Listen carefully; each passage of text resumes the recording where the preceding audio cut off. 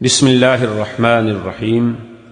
منہج corporation Jeddah برائے production و ڈسٹریبیوشن آپ حضرات کی خدمت میں قصص الانبیاء کا مبارک سلسلہ پیش کرنے کی سعادت حاصل کر رہا ہے۔ اب آپ اس مبارک سلسلے کا 10واں حلقہ سماعت فرمائیں۔ زمین سے 114 گنا بڑا ہے۔ انہوں نے کہا جی 114 گنا بڑی چیز جو ہے وہ یوسف علیہ السلام کے سجدہ کیسے کیا؟ یہ سلمان رشدی کی برادری پیدا ہوتی ہے نا، وہ ایسی چیزیں ڈھونڈتے ہیں۔ اما الذین فی قلوبہم زیغ، جن کے دلوں میں کجی ہوتی ہے، میل ہوتی ہے، کھوٹ ہوتا ہے، وہ ایسے لفظ پکڑ یتبعون ما تشابہ منہ ابتغاء الفتنہ، وہ آیات متشابہات لے کے دنیا کے دماغوں میں فتنہ۔ تو حالانکہ یہ بات یاد رکھا کریں، یہ تو ایک محاوراتی بات ہے، اگر سمجھنا چاہے تو مشکل کوئی نہیں۔ آپ دیکھیں نا جی، آپ عید کا چاند دیکھ رہے ہوں، 10 آدمی کھڑے ہوتے ہیں، ایک آدمی کو نظر آ جاتا ہے، وہ کہتا ہے میں نے دیکھ رہے ہو، کہتے ہیں جی بتائیں، وہ کہتے ہیں ادھر آؤ بھائی، ادھر آؤ ادھر آؤ، وہ جو دیکھ وہ جی مجھے تو نہیں نظر۔ اور نے کہا یار کمال کرتے، وہ کھجور کا درخت ہے نا اس کے پیچھے دیکھ، یار مجھے تو پھر بھی نظر نہیں آیا۔ وہ کہتا اچھا ایسا کرو، میں ایسے انگلی سیدھی کرتا ہوں، این میری انگلی کے پیچھے، انگلی کے پیچھے چاند تھوڑا آ جائے، یہ تو محاورہ ہوتا۔ اس کو آدمی پھر ضرب تقسیم دے کے اللہ کے قرآن پہ بلا وجہ جو اعتراض کرے، یہ کوئی عقل کی بات؟ انسان خواب دیکھتا ہے کہ اس کو پھانسی دی جا رہی ہے، انسان خواب دیکھتا ہے کہ اس کو سانپ ڈس گیا ہے، انسان خواب کی دنیا ہی الگ ہے۔ تو اس کو سامنے رکھ کر اللہ کے قرآن پہ اعتراض کرنا، یہ اللہ کے قرآن پہ حملہ کرنا، یہ تو جہالت کی بات۔ اور دوسری بات یہ یاد رکھیں کہ عین عنفوان بچپنا ہے، اور یوسف علیہ السلام کو اس وقت کسی چیز کی خواہش تھی کہ وہ جا کے ایک خواب نعوذ باللہ ایسا بنا کے اپنے ابے کو سنائے، کیا اس کو غرض کیا؟ یوسف علیہ السلام تو بچے، یعنی ابھی آپ کی عمر جو تھی تقریباً 11 سال کے قریب تھی جب یہ واقعہ پیش آیا۔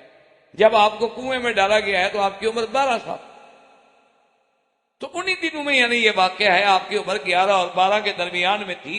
تو اس وقت حضرت یوسف علیہ السلام کو آخر کیا ضرورت درپیش آ گئی کو ایسے نعوذ باللہ ایک فرضی خواب پیش کرے؟ وہ عقل کی بات؟ اس لیے یہ خواب سچا تھا، حقیقت تھی، اور انہوں نے واقعتاً دیکھا اور حضرت یعقوب علیہ السلام کی خدمت میں آ کے بیان کیا۔ تو ابا نے فرمایا کہ میرے بیٹے مجھے تو بتایا ہے یہ قصہ، اور خواب کسی اور کو نہ بتانا، اور بھائیوں کو بھی نہ بتانا، کیونکہ ہو سکتا ہے کہ وہ آپ کے لیے کسی حسد میں مبتلا ہو کر آپ کے خلاف مکر کا ذریعہ بنے۔ بات زندگی رہی تو بات باقی، واللہ تعالی اعلم علمہ اتم۔ برادران اسلام، واجب الاحترام بزرگوں، دوستوں اور بھائیوں، دروس کا سلسلہ قصص الانبیاء علیہم السلام کے ضمن میں ہم نے یوسف علیہ السلام کے قصے کے بارے میں کچھ باتیں سابقہ درس میں عرض۔ ویسے تو اللہ کے قرآن کے تمام قصص جو ہیں اس میں کوئی شبہ نہیں کہ وہ حکمتوں سے بھرے ہوئے ہیں، ان میں مواعظ ہیں، نصائح ہیں، عبر ہیں، ان میں ہمارے لیے ہدایات ہیں، ان میں زواجر ہیں، تخویفات ہیں، ترغیبات ہیں، ترہیبات ہیں، بڑے عظیم جامع باتیں ہیں جو اللہ نے اپنے قرآن میں لکھی ہیں۔ لیکن سورت یوسف علیہ السلام کے قصے کو چونکہ ایک بڑی اہمیت ہے، اس لیے کہ جس قصے کو قرآن نے خود یہ کہا ہو کہ احسن القصص، یعنی جس قصے کے بارے میں اللہ تبارک و تعالی یہ فرمائے کہ احسن القصص، اس قصے کے حسن کا، جمال کا کیا عالم۔ اسی لیے مفسرین کرام رحمہم اللہ تعالی علیہم اجمعین نے لکھا ہے کہ یوسف علیہ السلام کے قصے میں بہت بڑے درس ہیں، کیونکہ آپ کے قصے میں مالک و مملوک کا قصہ، حاسد و محسود کا قصہ ہے، شاہد و مشہود کا قصہ ہے، قید اور آزادی کی کیفیات ہیں، ابتلاء و امتحان ہے، اور اسی طرح یوں سمجھیں کہ ایک محب و محبوب کا قصہ ہے، اور حضرت یوسف علیہ السلام کی حکمت و دانائی اور علم کی بات ہے، تو یہ قصہ جو ہے اس میں کوئی ایک پہلو نہیں، اس میں عظیم پہلو۔ اسی لیے اللہ کے قرآن نے اس کو احسن القصص۔ اور دوسری بات یہ ہے کہ اس قصہ مبارک کو سرکار دو جہاں حبیب کبریا سیدنا محمد رسول اللہ صلی اللہ علیہ وسلم کے قصے سے بڑی مشابہت، کہ جیسے یوسف علیہ السلام کو تکلیف پہنچانے والے ان کے بھائی تھے، حضور صلی اللہ علیہ وسلم کو بھی تکلیف پہنچانے والے آپ کی قوم تھی، برادری تھی، بھائی۔ جیسے یوسف علیہ السلام کے لیے بھائیوں نے قتل کا مشورہ کیا، سرکار دو عالم صلی اللہ علیہ وسلم کے لیے بھی قریش نے قتل کا مشورہ کیا۔ جیسے یوسف علیہ السلام کو اپنا وطن چھوڑنے کے بعد عزت ملی، سرکار دو عالم صلی اللہ علیہ وسلم کو بھی ہجرت کے بعد عظمت ملی۔ جیسے حضرت یوسف علیہ السلام نے اپنے عین اقتدار کے وقت میں انتقام کے بجائے عفو اور معافی سے کام لیا، سرکار دو عالم نے بھی فتح مکہ کے موقع پر بالکل وہی بات فرمائی کہ جو میرے بھائی یوسف نے کہا تھا میں بھی کہتا ہوں، لا تثریب علیکم اليوم۔ تو اس قصے کو چونکہ آقا انعامدار کے واقعے سے ایک بڑی عظیم اور جامع مشابہت ہے، اس لیے بھی اللہ تبارک و تعالی نے اس قصے کو احسن القصص۔ اور مفسرین کرام نے لکھا ہے کہ آپ دیکھیں کہ اور قصے جو ہیں آپ کو وہ تھوڑے تھوڑے، کسی جگہ ابتدا ہے، کسی جگہ انتہا ہے، اور بار بار قرآن نے کئی صورتوں میں ذکر کیے ہیں، لیکن یوسف علیہ السلام کا قصہ صرف ایک، یعنی اور انبیاء علیہ، حتیٰ کہ ابراہیم الخلیل علیہ السلام کا آپ نے پڑھا ہے الحمدللہ کہ کتنا اللہ نے قرآن کی کون سی صورت ہے جہاں ذکر نہیں فرمایا، لیکن یوسف علیہ السلام کی بات جو ہے وہ صرف ایک ہی صورت مبارک، اور اول سے لے کر آخر تک اللہ نے ایک ہی دفعہ ذکر فرمایا۔ اس لیے علماء کرام نے فرمایا کہ اس پہ غور کریں کہ باقی جو انبیاء علیہم السلام کے قصے ہیں ان میں تو کوئی تنبیہات ہیں، ذکر ہے، تو جب کسی کو تنبیہ کرنی ہو تو تنبیہ تو بار بار کی جاتی، لیکن قصہ یوسف علیہ السلام میں وہ بات نہیں ہے۔ اسی طرح اصحاب الکہف، اسی طرح ذوالقرنین، اور اسی طرح حضرت سیدنا موسیٰ علیہ السلام اور خضر علیہ السلام کی ملاقات، اور قصہ سیدنا یوسف، اس کو اللہ نے ایک ہی دفعہ بیان، کیونکہ ان میں وہ مقامات، وہ سرزنش، وہ تنبیہات مقصود نہیں، اس لیے اس قصہ مبارک کا اسلوب بھی نرالا۔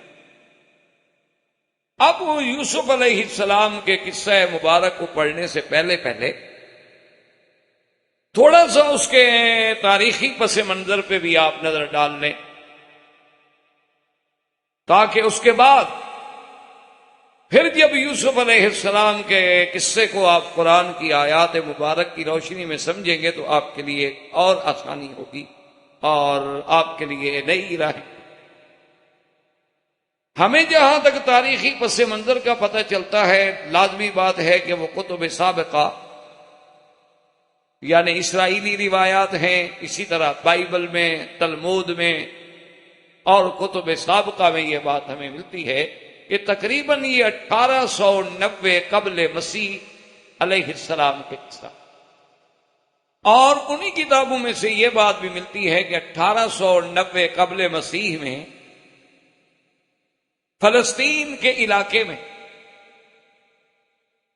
سرزمین فلسطین کے علاقے میں ایک مقام تھا ہرون، جہاں حضرت یوسف علیہ السلام پیدا۔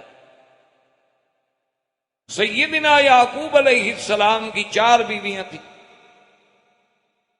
انبیاء علیہم السلام کی، یعنی یہ نہیں کہ صرف حضور پاک سے بلکہ آپ سے پہلے بھی جتنے نبی گزرے ہیں ان کے بھی ازواج جو تھیں وہ متعدد تھیں، جیسے کہ حضرت سلیمان علیہ السلام کے بارے میں آتا ہے آپ کے تو حرم میں 99 تقریباً، اور یہ تعدد ازواج جو ہے یہ یعنی کوئی ایسی بات نہیں ہے نعوذ باللہ کہ اسے تعصب کی نگاہوں سے دیکھ کے کسی کے لیے ذریعہ عیب ٹھہرایا جائے، بلکہ افسوس تو یہ ہے کہ تعدد ازواج کے مسئلے پر وہ قومیں اعتراض کرتی ہیں کہ جو تعدد احباب پہ تو اعتراض نہیں کرتی، لیکن تعدد ازواج پہ اعتراض کرتی. یعنی آپ گرل فرینڈز تو جتنی مرضی ہے رکھ لیں لیکن حلال نہ کریں. عجیب قوم. اور تعدد ازواج پہ اعتراض کرنے والی قوم کا یہ عالم ہے کہ 5 لاکھ ان کے ہاں 9 سال سے لے کر 13 سال کی عورتیں جو ہیں وہ حاملہ بالزنا. تعدد ازواج پہ اعتراض کرنے والی قوم کا یہ عالم ہے. ابھی آپ نے 3-4 روز پہلے اخباروں میں پڑھا ہوگا کہ 14,000 عورتوں کا یہ مسئلہ بنا ہوا ہے کہ جب سکول ٹائم آیا بچوں کے داخلے کا تو انہوں نے کہا کہ بچے کے باپ کا نام بتائیں، تو وہ نہیں بتا سکتی. وہ کہتی ہیں ہم کیا بتائیں، کون اس کا باپ ہے؟ تو اب اس کے لیے پورے کمیٹیاں بیٹھی ہوئی ہیں، قانونی ماہرین بیٹھے ہوئے ہیں کہ باپ کے خانے میں کیا لکھتے. تو بہرحال حضرت یعقوب علیہ السلام کی 4 اور ایک بی بی جس کا نام راحیل تھا، یا بعض روایات تلمود میں اس کا نام راحل بھی کہا گیا ہے، لیکن زیادہ راجح راحیل. راحیل کے بطن سے حضرت یوسف علیہ السلام اور آپ کے شقیق بھائی جو ہے بنیامین پیدا، اور بی بی لیا سے اور باقی بیویوں سے حضرت یعقوب علیہ السلام کے تقریباً یعنی آپ اندازہ فرمائیں کہ 12 اولادیں. تو اس لیے ابتدا ہی میں ذرا آپ ذہن میں رکھیں گے، چونکہ یہ ابتدا میں مائیں الگ تھی، یعنی یوسف علیہ السلام اور بنیامین کی ماں الگ ہے، باقی بھائیوں کی مائیں الگ ہیں. تو وہ فطری طور پر جو سوکنوں میں ایک تضاد ہوتا ہے، ایک اختلاف ہوتا ہے، ایک دوسرے سے تھوڑا سا بودھ ہوتا ہے، اس کا اثر بچوں پر بھی آتا ہے. اور اسی طرح ایک بات یہ بھی یاد رکھیں کہ بعض مورخین نے جو یہ لکھا ہے کہ یوسف علیہ السلام کے زمانے میں مصر کا بادشاہ فرعون تھا، یہ بات غلط.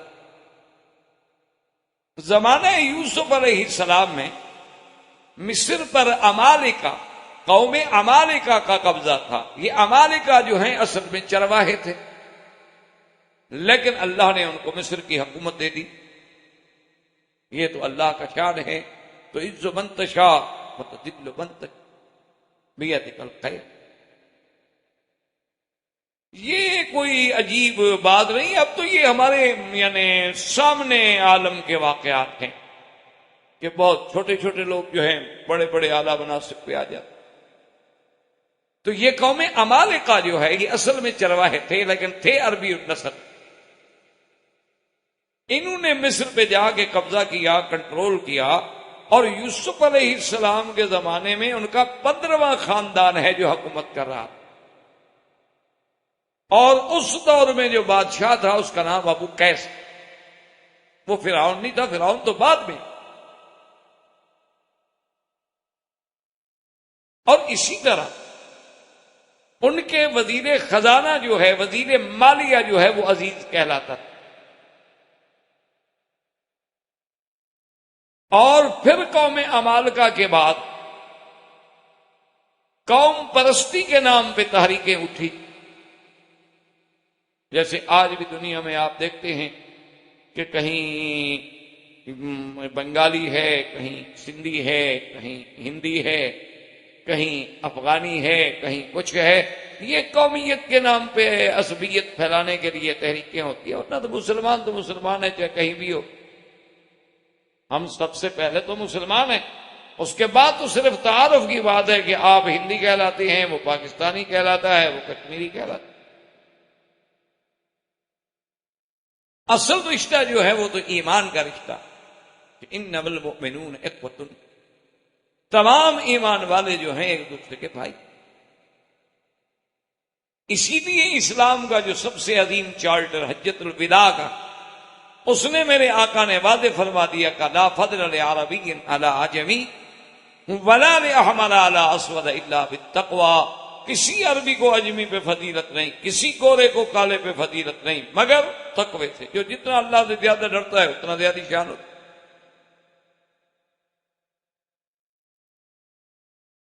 تو قوم عمالقہ کے بعد قوم پرستانہ تحریک جب اٹھی تو قبط والے جو لوگ ہیں، قبطی کہلاتے تھے، وہ انہوں نے آ کے قبضہ کیا، اور یہ قبطیوں میں قوم فرائنہ تھی جو حکومت اور اقتدار پہ قابض ہوئی، اور ان کے بادشاہ بننے والوں کا لقب پھر فرعون بنا۔ جیسے حبشہ میں بادشاہی کرنے والوں کا لقب نجاشی، فارس میں کسرا، اور روم میں ہرقل، مصر میں فرعونہ فرعون کہلاتے تھے۔ تو ان قبطیوں نے آ کے پھر قبضہ کیا، اور خدا کی شان دیکھیں کہ حضرت یوسف علیہ السلام تو عمالقہ کے زمانے میں وہاں پہنچے تھے، اس وقت قبطیوں کی حکومت نہیں، اور یوسف علیہ السلام نے جب اقتدار سنبھالا ہے تو آپ کی عمر تقریباً 30 سال، اور یوسف علیہ السلام تقریباً 80 سال تک مصر پہ بادشاہ رہے ہیں بلا شرکت غیر،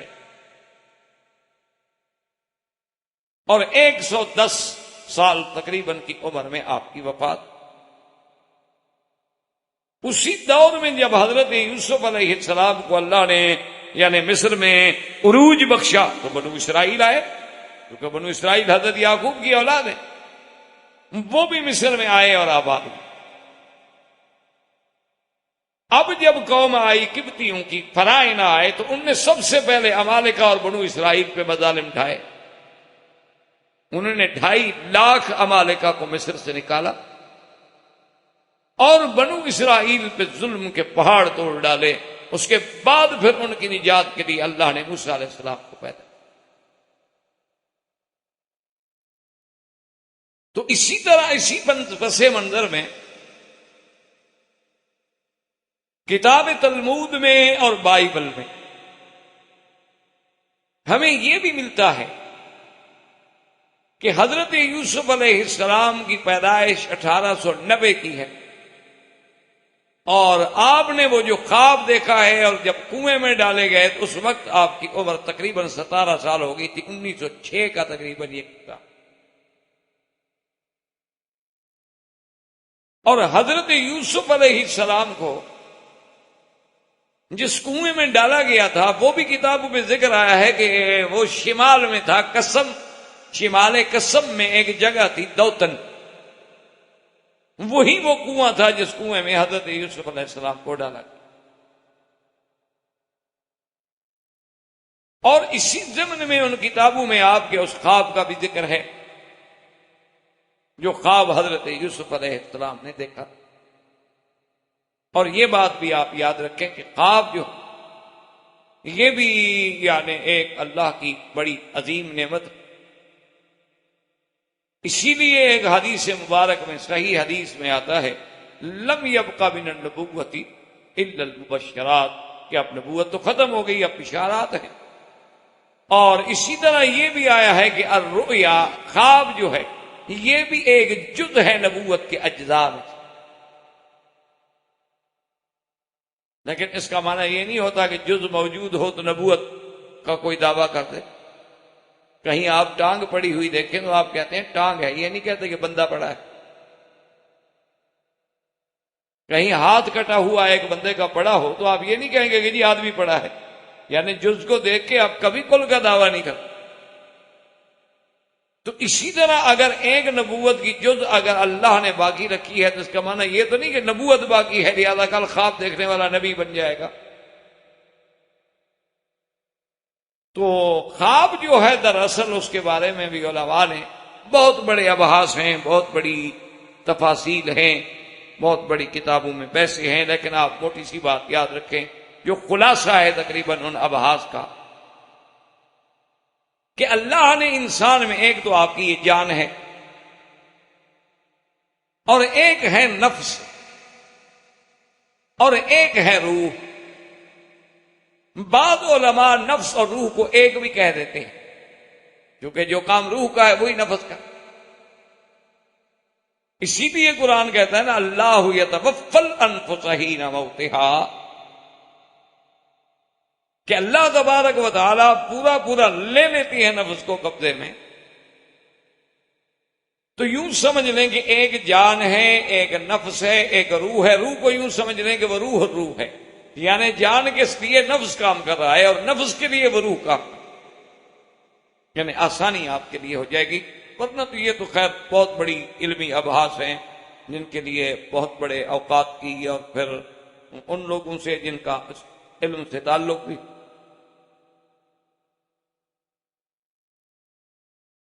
تو اب یہ ہوتا ہے کہ جب انسان مثلا سوتا ہے یا مدہوش ہے، تو جب نفس انسانی تدبیر بدن سے فارغ ہو جاتی ہے. اب تو سو گئے نا آپ جاگ رہے ہیں، کام کر رہے ہیں، تو وہ تو ساتھ تدبیر کر رہی ہے. اب آپ سو گئے تو گویا نفس انسانی جب تدبیر نفس سے فارغ ہوئی، اب اس کو کچھ قوت متخیلہ کے ذریعے کچھ صورتیں اللہ دکھا دے. پھر آگے ان کی کیفیات ہوتی ہیں، یا تو جو ہم نے دن میں کہا وہ پیش آ گیا، یا شیطانی خواب آ گئے، یا اللہ کی طرف سے رحمانی خواب آ گئے. اور اس کے لیے بھی حکم ہے کہ لا یذکر الا علی حبیب لبیب، کہ جب بھی خواب ذکر کریں کسی دوست پہ اور عقل والے سمجھدار عالم آدمی. کیونکہ حضور پاک صلی اللہ علیہ وسلم نے فرمایا کہ الرؤیا، خواب جو ہے یہ ایسے ہے جیسے کسی پرندے کے پاؤں پہ رکھا ہو، جیسے تعبیر بھی واقع ہو گئی. اچھا ایسا کیوں ہو جاتا ہے کہ وہ تقدیر معلق، ایک تقدیر مبرم ہے جو کبھی تبدیل نہیں ہو، اور ایک تقدیر معلق ہے، وہ یہ لکھا ہوتا ہے کہ بھی اگر آپ نے یہ درس دیا تو ہم آپ کو یہ ثواب دیں. تو یہ معلق نہیں دیا تو نہیں دیں. تو اسی طرح وہ بھی تقدیر معلق کی قسم ہے کہ حضور نے فرمایا کہ جیسے اب صاحب تعبیر نے تعبیر دے دی بس وہ واقع ہو جاتا ہے. تو اگر تعبیر اچھی دے گا انشاءاللہ تو اچھی بات واقع ہوگی. اچھا دوسرا یہ ہے کہ تعبیر اگر غلط دے گا تو آدمی ایک وسوسے اور ایک مصیبت اور ایک ذہنی طور پر یعنی سائیکالوجی کے طور پر بھی وہ پریشان ہو جائے گا. اس لیے خواب بھی ایک بڑی نعمت ہے. لیکن اس کے ساتھ یہ بات بھی یاد رکھیں کہ انبیاء کا خواب جو ہے وہ تو واحد، وہ تو ایسے ہے جیسے اللہ کی وحی بس. اچھا اسی زمن میں ایک بات آپ یہ بھی یاد رکھ لیں کہ خواب کبھی کبھی کافروں کا بھی سچا، خواب کبھی کبھی فاسق فاجر بڑے سے بڑے بد کردار انسان کا بھی سچا ہو سکتا ہے. کہ اسی صورت یوسف میں، صورت یوسف علیہ السلام میں آپ دو قیدیوں کا خواب سنیں گے انشاءاللہ، وہ بھی تو کافر تھے. اس وقت کے بادشاہ نے خواب دیکھا جس کی تعبیر کے لیے پھر یوسف علیہ السلام کو نکالا گیا، وہ دیکھنے والا بھی کافر تھا لیکن خواب سچا. اسی طرح بی بی عاتقہ نے حضور کے بارے میں خواب دیکھا تھا. اسی طرح بخت و نصر نے خواب دیکھا تھا. اسی طرح کسرا فارس نے خواب دیکھا تھا اور بالکل سچا. اس لیے ہمیشہ یاد رکھیں کہ خواب یہ ضروری نہیں ہوتا، یعنی مومن کا خواب تو خیر ہے ہی مومن کا خواب، اولیاء اللہ کے خواب ہیں یا انبیاء کے خواب ہیں سبحان اللہ، ان میں تو کوئی کلام نہیں. لیکن اللہ تبارک و تعالیٰ کی قدرت یہ ہے کہ کبھی کبھی کافروں کا خواب بھی سچا ہو جائے، ورنہ اللہ کے نبی کا خواب تو خواب ہو. جیسے کہ سرکار دو جہاں صلی اللہ علیہ وسلم نے غزوہ احد سے پہلے آپ نے خواب دیکھا کہ آپ کی تلوار ذوالفقار جو ہے وہ ٹوٹ گئی اور چند گائیں ہیں جو ذبح کی جا رہی ہیں. تو حضور صلی اللہ علیہ وسلم نے فرمایا کہ میں نے خواب دیکھنے کے بعد ہی یہ اندازہ لگا لیا کہ احد میں ہمیں شکست ہوگی اور میرے بڑے بڑے اجلہ صحابہ بڑے شان والے لوگ شہید ہوں گے. لیکن اللہ کی تقدیر کو کون ٹال سکتا ہے؟ اللہ کا حکم ہو تو ہی ٹل. اس لیے حضرت یوسف علیہ السلام کا جو خواب ہے، اور یہ بھی اس میں یاد رکھ لیں کہ 40 سال کے بعد تعبیر ظاہر ہوئی. یہ ضروری نہیں ہوتا کہ جب آپ خواب دیکھیں کل آپ کو تعبیر مل جائے. ایسا بھی ہوتا ہے کہ جیسے بی بی عائشہ فرماتی ہیں کہ پہلے حضور صلی اللہ علیہ وسلم کے اوائل امر میں آپ جو خواب دیکھتے تھے کہ فلق صبح بالکل ایسے آ جاتے تھے جیسے صبح کا سورج نکلا. تو اللہ تبارک و تعالی نے اس صورت مبارکہ میں یعنی بڑے عظیم واقعات کا تذکرہ فرمایا ہے.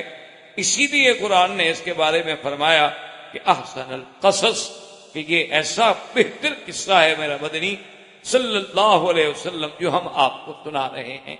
تو اب آپ کے دماغ میں تھوڑا سا ایک پس منظر جو ہے حضرت یعقوب علیہ السلام کے خاندان کا اور حضرت یوسف علیہ السلام کا اور ان مقامات کا جہاں جہاں حضرت یوسف علیہ السلام گزرے تھے، اور یہ سارا جو ہے ارض فلسطین میں ہے، یوں سمجھ لیں شام کے علاقے میں، اور وہ قافلہ جو حضرت یوسف علیہ السلام کو نکالنے والا ہے وہ شرق اردن جو آج کل آپ کا اردن کہلاتا ہے، اسی شرق اردن سے مصر جا رہا تھا، اور انہوں نے آ کے راستے میں اس واقعے کے بعد آپ کو نکالا. اب اللہ تبارک و تعالیٰ نے قرآن پاک میں بیان فرمایا ہے کہ میرے محبوب صلی اللہ علیہ وسلم کہ نحن نقص علیک احسن بما اوحینا الیک ھذا القرآن وان کنت من قبلہ لمن الغافلین. اچھا، اس میں دیکھیں کہ اللہ پاک نے فرمایا کہ میرے محبوب جب تک ہم نے آپ کو قصہ نہیں سنایا تو آپ کو تو علم نہیں تھا، آپ تو غفلت والوں میں سے تھے. لیکن دراصل اس میں اشارہ ہے اور اس میں اللہ تبارک و تعالیٰ کی طرف سے ذکر ہے قریش مکہ پر، کہ قریش مکہ اور یہود نے آگے پوچھا تھا تو اللہ نے فرمایا کہ اب تو اللہ کا قرآن آ گیا، اب تو تمہارے سامنے سیدنا یوسف علیہ السلام کا عظیم قصہ میرے مدنی پاک نے سنا دیا. اسی سے اندازہ لگا لو کہ اللہ کا نبی ہے. آخر آپ کو کیسے معلوم ہوا یہ قصہ؟ بھئی اس زمانے میں کوئی اسٹیشن تو نہیں لگے ہوئے تھے سیٹلائٹ کے، اس زمانے میں کوئی ڈش تو نہیں لگے ہوئے تھے کہ رات کو دیکھ لیا اور صبح قصے سنا دیے. جس آدمی نے نہ دیکھا وہ تو حیران ہو جائے گا نا کہ آپ نے رات کو نئی نئی چیزیں دیکھی، آپ انٹرنیٹ پہ بیٹھ گئے، آپ نے جناب 50 ملکوں سے معلومات حاصل کر دی ہے. اور میں کیونکہ نہیں جانتا، میرے لیے تو وہ عجوبہ ہوں گی، لیکن کوئی بڑی بات نہیں، کیونکہ آپ کے پاس وہ جہاز موجود ہے، اور وہ جہاز جس کے پاس بھی موجود ہو اور چلانا جانتا ہو وہ خبریں حاصل کر سکتا ہے. لیکن کمال تو اس نبی عربی کا ہے صلی اللہ علیہ وسلم کہ جو پیدا ہونے سے لے کر 40 سال تک. اسی لیے سب سے بڑی بات تو حضور نے یہی پیش کی تھی نا قریش کو، لبثت فیکم عمرا منکم، کہ اے لوگوں میں نے تمہارے اندر زندگی گزاری ہے، میں تمہارے اندر رہا، تمہارے سامنے پیدا ہوا ہوں، میری زندگی کھلی کتاب کی طرح تمہارے سامنے ہے. اور 40 سال کے بعد کبھی حضور نوح علیہ السلام کا واقعہ سنا رہے ہیں، کبھی حضور صالح علیہ السلام کا واقعہ سنا رہے ہیں، کبھی حضور ہود علیہ السلام کا واقعہ سنا رہے ہیں، کبھی حضور حضرت یوسف علیہ السلام کا واقعہ سنا رہے ہیں. اللہ نے فرمایا اس کے بعد بھی تمہاری غفلت نہیں ٹوٹی کہ یہ میرا پیغمبر ہے، میرا نبی ہے، اور جو سناتا ہے وہ میرے کہنے سے سناتا ہے، ورنہ حضور صلی اللہ علیہ وسلم کے پاس اور تو کوئی سورس ہی نہیں ہے کس سے. اب جناب وہ واقعہ آیا کہ یوسف علیہ السلام نے اپنے ابا حضرت یعقوب سے آ کے کہا اذ قال یوسف لأبیہ یا ابت انی رأیت احد عشر کوکبا والشمس والقمر رأیتهم لی ساجدین. یوسف علیہ السلام نے آ کے عرض کیا کہ میرے ابا میں نے خواب دیکھا ہے. کیا خواب؟ فرمایا عجیب خواب کہ 11 ستارے ہیں، سورج ہے، چاند ہے، میں نے دیکھا کہ سب جھک کے مجھے سجدہ کر رہے ہیں. علماء نے لکھا ہے کہ اللہ تبارک و تعالی نے تمثیل کے طور پر جیسے کہ عالم مثال ہے، اسی طرح اللہ پاک نے یوسف علیہ السلام کو خواب میں دکھلایا. شمس سے مراد آپ کی والدہ ہے. اچھا، بعض علماء نے کہا کہ آپ کی والدہ فوت ہو گئی تھی بلکہ خالہ ہے، کیونکہ یہ بات بہرحال ہمیں ملتی ہے کتب سابقہ میں کہ جب بنیامین پیدا ہوئے ہیں تو آپ کی والدہ فوت، ولادت کے مسئلے میں ہی فوت. تو اب بعض علماء نے کہا کہ خالہ ہے، اور خالہ بھی منزلۃ الام ہوتی ہے، وہ بھی ایک ماں ہے. اور اس کے بعد قمر سے تشبیہ دی گئی والدگی، اور تاروں کو تشبیہ دی گئی بھائیوں سے، چونکہ سب کا اصل سورج ہے جس سے سب نور حاصل کرتے ہیں. تو گویا کہ وہ ماں جو تھی وہ اصل تھی جہاں سے بچے پیدا ہوئے. اس لیے اللہ تبارک و تعالیٰ نے آپ کو خواب دکھلایا، اور اسی خواب میں ایک عجیب اشارہ تھا کہ آسمان کی بلندی پہ رہنے والی چیزیں، آسمان پہ چمکنے والی چیزیں، آسمان سے پورے عالم کو روشن کرنے والی چیزیں جو ہیں یوسف علیہ السلام تیرے آگے جھک رہی ہیں. تو اللہ تبارک و تعالی نے اس خواب میں، اور یوسف علیہ السلام کو اللہ نے، یعنی آپ دیکھیں کہ اللہ نے یوسف علیہ السلام کو قرآن پاک میں کتنے عظیم لقب دیے. کہیں جگہ تو فرمایا کہ وہ غلام علیم تھے، علم والے، کہیں فرمایا وہ غلام حلیم تھے، علم والے، اور کہیں فرمایا آتیناہ حکما و علما، ہم نے تو ان کو حکمت و دانائی اور علم عطا فرمایا، ہم نے ان کو حکم مانا حکومت کرنے کا بھی اقتدار بھی عطا فرمایا. اور کہیں فرماتے انہ من المحسنین، وہ تو خالص میری عبادت کرنے والوں میں، اور کہیں فرماتی انہ من عبادنا المخلصین، وہ تو میرے چنے ہوئے بندے تھے. یعنی حضرت یوسف علیہ السلام کا، اور آپ نے وہ خواب جو ہے حضرت یعقوب علیہ السلام اپنے والد کی خدمت میں پیش کیا. اسی سے وہ سبق بھی ملا ہمیں کہ لا یذکر الا علی لبیب او حبیب، کہ جب بھی خواب دیکھو کسی عقل والے کے آگے پیش کرو. اب یوسف علیہ السلام نے بھائی بھی تو موجود تھے، اور بھی تو لوگ وہاں رہتے تھے، لیکن ماں سوائے حضرت یعقوب علیہ السلام کے کسی کو دیکھ.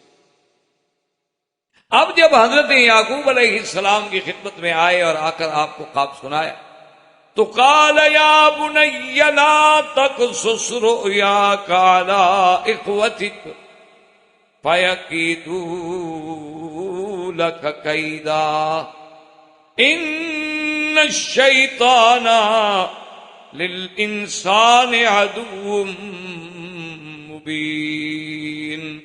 حضرت یعقوب علیہ السلام نے فرمایا میرے بیٹے اپنا یہ قصہ اپنے بھائیوں پہ ذکر نہ کرنا، وہ تمہارے لیے پھر کچھ جال بنیں گے، مکر کریں. کیوں میرے بھائی ہیں؟ فرمایا ان الشیطان للانسان عدو مبین، شیطان انسان کا کھلا دشمن ہے. اور اس خواب میں آپ کی عزت کا ذکر ہے، عظمت کا ذکر ہے، اور بھائی برداشت نہیں کر سکیں گے.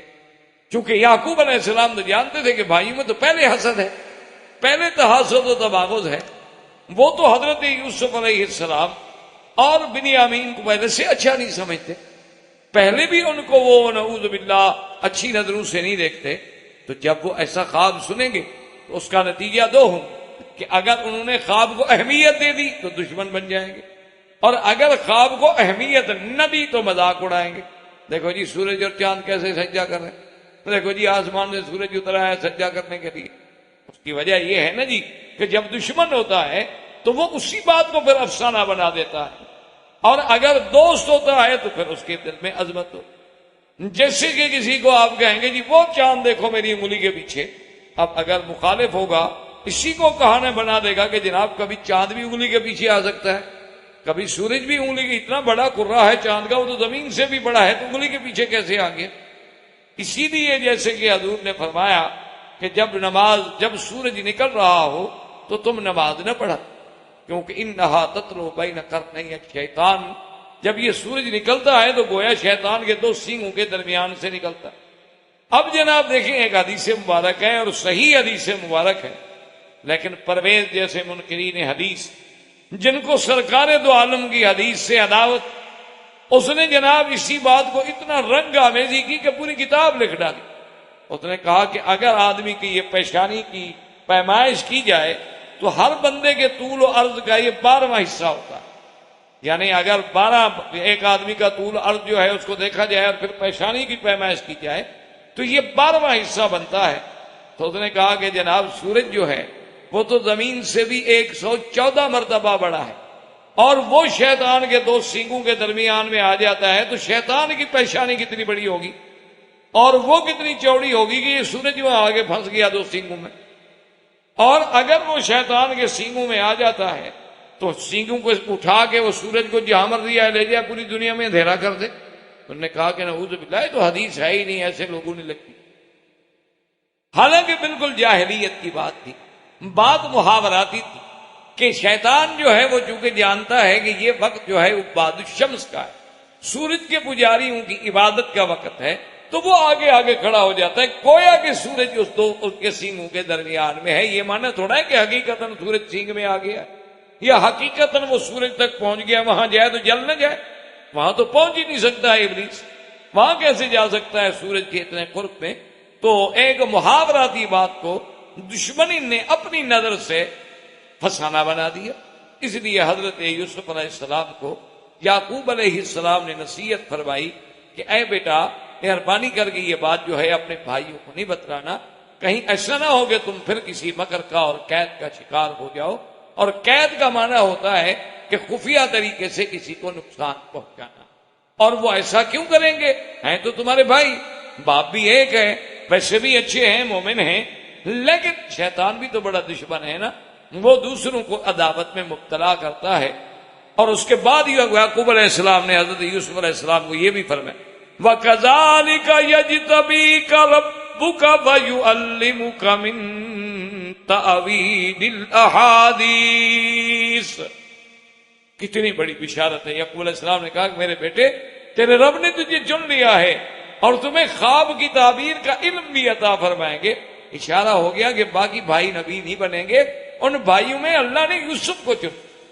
یوسف علیہ السلام کی شان ایسی ہے کہ اللہ تبارک و تعالی نے ان کے تمام بھائیوں میں سے ان کو چنا۔ اسی لیے سرکار دو جہاں سیدنا محمد رسول اللہ صلی اللہ علیہ وسلم فرماتے ہیں کہ لیلۃ المعراج میں جب میری ملاقات ہوئی یوسف علیہ السلام سے، فرماتے ہیں کہ اللہ نے اس کو جو جمال دیا ہے، اوتی شطر الجمال، کہ اللہ نے جو حسن پیدا کیا، جو جمال پیدا کیا، اس کا آدھا یوسف کو دیا اور آدھا ساری دنیا کو دیا۔ تو اندازہ لگائیں کہ یوسف علیہ السلام کا جمال کیا ہو۔ تو یہاں سے حضرت یعقوب نے یہ بھی اشارہ فرما دیا کہ اللہ نے آپ کو چن لیا ہے، اللہ آپ کو تعبیر الاحادیث، اس کا معنی علماء نے لکھا تعبیر رویا، اور بعض علماء نے فرمایا کہ نہیں، حکومت کرنے کا اور بات کرنے کا فن، کہ فیصلے کرنے کی قوت۔ وَيُتِمُّ نِعْمَتَهُ عَلَيْكَ وَعَلَىٰ آلِ يَعْقُوبَ كَمَا أَتَمَّهَا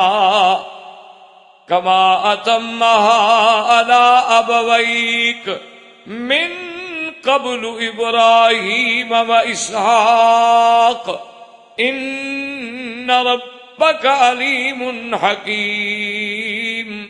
اور اللہ اپنی نعمت کو پوری کریں گے جیسے آل یعقوب پہ نعمت پوری کی ہے، اور جیسے اللہ نے ان کے والدین پہ اس سے پہلے سیدنا ابراہیم و اسحاق پہ اپنی نعمتیں پوری کی، ان کو نبوت کے لیے چن لیا، کیونکہ تیرا رب جو ہے وہ علم والے بھی ہیں اور حکمت والے۔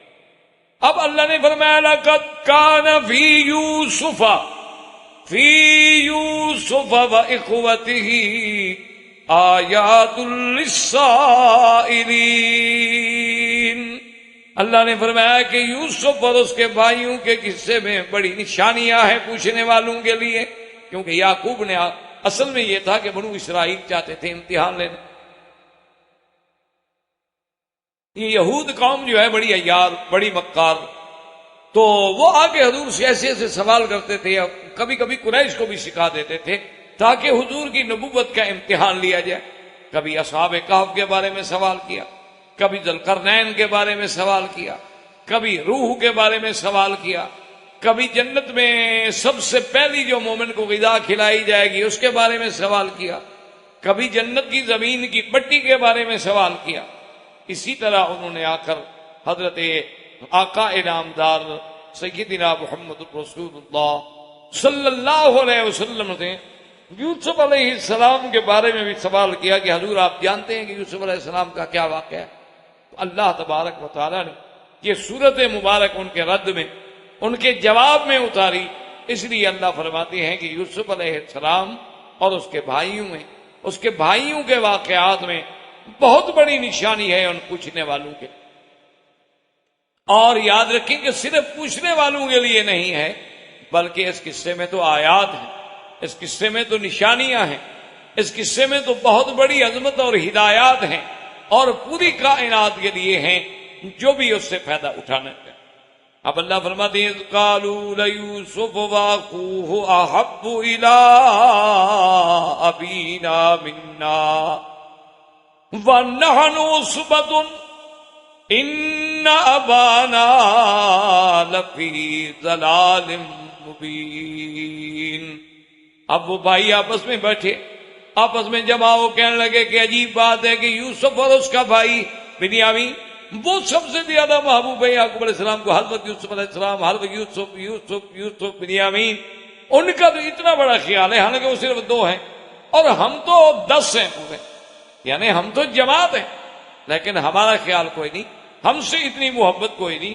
معلوم یہ ہوتا ہے کہ ہمارا ابا جو ہے وہ اللہ رحمت فرمائے وہ دلال ظاہر میں، یاد رکھیں کہ ایک دلال کا معنی ہوتا ہے گمراہ، اللہ معاف کرے، نبی گمراہ تو نہیں ہو سکتے، اور اگر یعقوب علیہ السلام کے بیٹے اپنے باپ کو گمراہ سمجھتے ہیں تو مسلمان ہی نہ رہے۔ یعقوب علیہ السلام نبی ہیں، نبی کی طرف گمراہی کی نسبت کرنے والا آدمی پھر مسلمان کیسے ہو سکتا ہے؟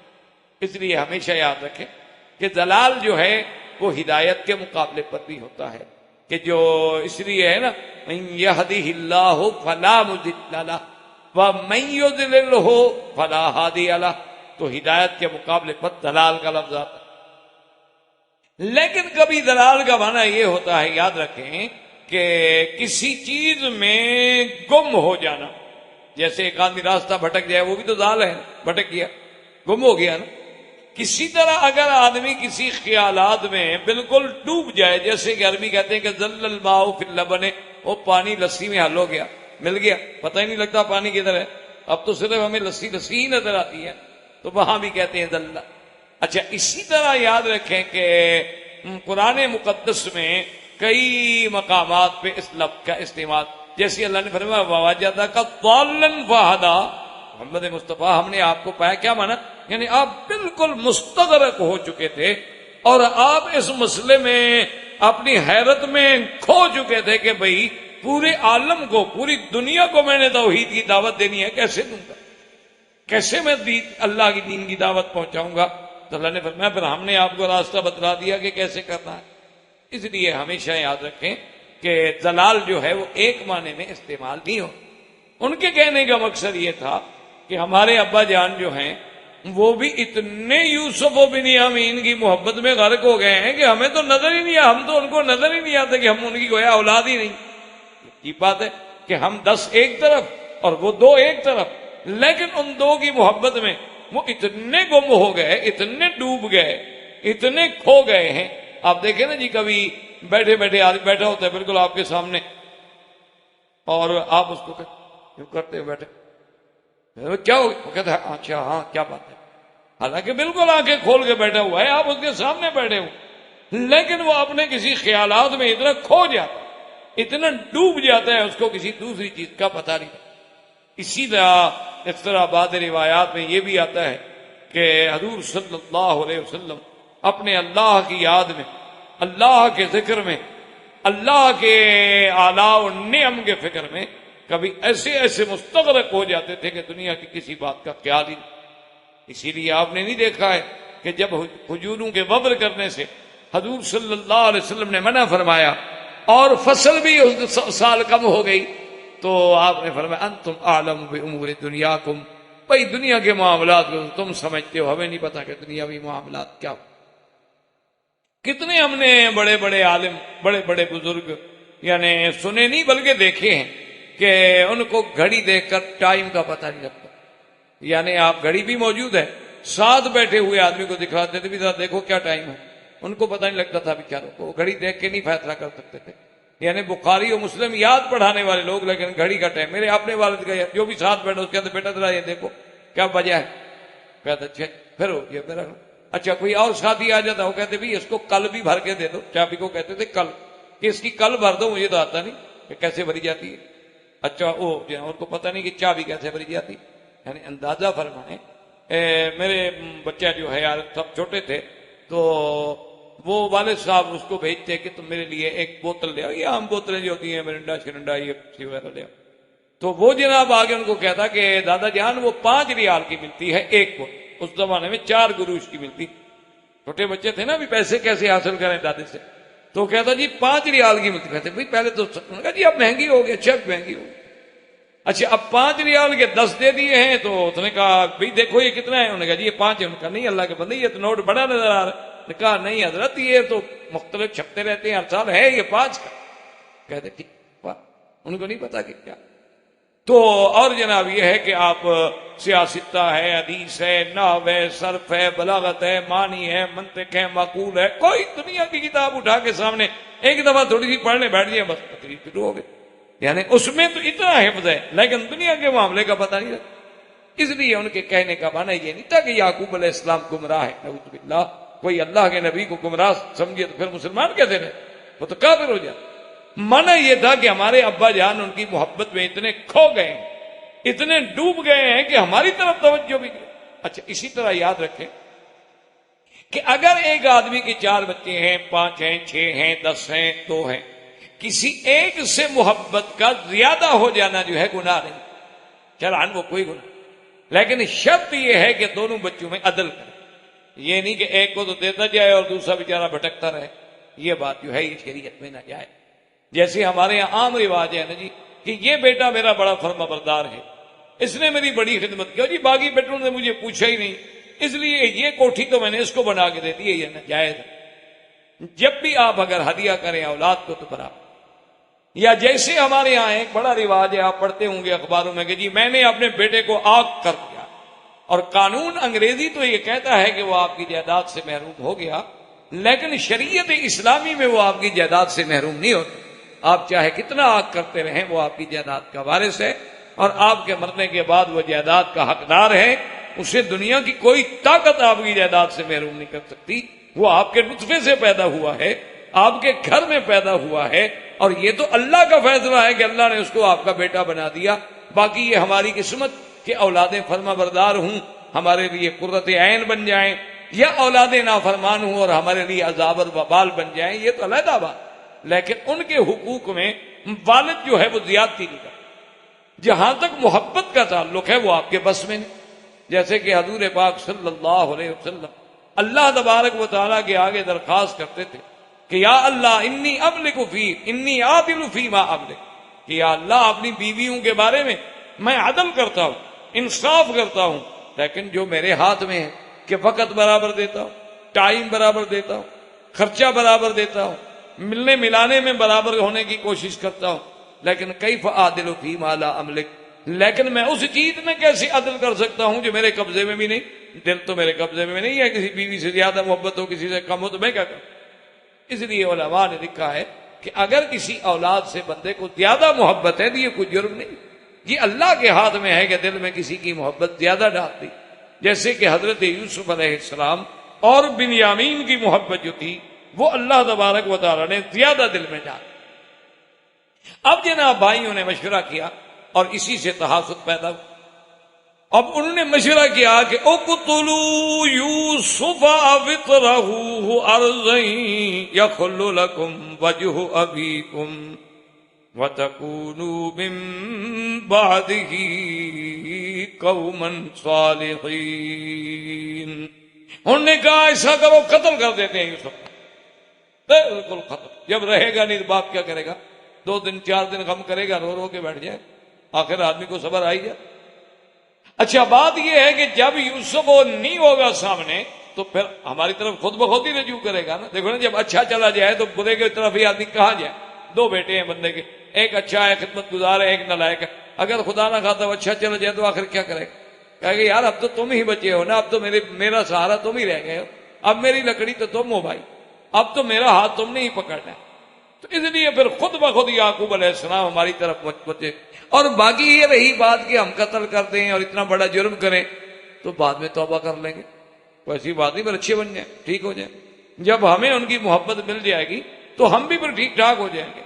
اصل وجہ کیا ہوتی ہے کہ شیطان جب جرم کراتا ہے تو یہی باتیں دماغ میں ڈالتا ہے کہ ابھی تم کر لو، دروازہ کھلا ہے، توبہ کا دروازہ مفتوح ہے، اور التائب من الذنب کمن لا ذنب لہ، توبہ کرنے والے کا گناہ اللہ مٹا دے. چھوڑو یار 4 دن ہیں جوانی کے، کھا لو پی لو، اور جب بوڑھے ہو جاؤ گے ٹانگیں جواب دے دیں گی. توبہ کر کے حرم میں جا کے بیٹھ جانا صف اول میں، ماشاءاللہ.